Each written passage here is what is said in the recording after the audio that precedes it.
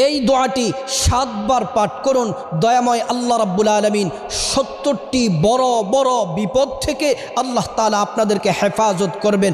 বিখ্যাত তাবিঈ হযরতে মাকহুল রাহমাতুল্লাহি আলাইহি তিনি বলেন, এই বাক্যগুলা যে ব্যক্তি 7 বার পাঠ করবে, প্রত্যেক দিন 7 বার পাঠ করবে, আল্লাহ তাআলা তার 70টি বড় বড় বিপদ দূর করে দিবেন।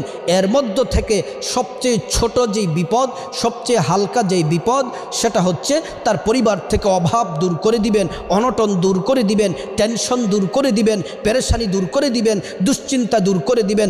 সংসারে আল্লাহ তাআলা সকল বিপদ থেকে আল্লাহ তাআলা মুক্তি দিবেন যদি আপনি দোয়াটি পড়তে পারেন।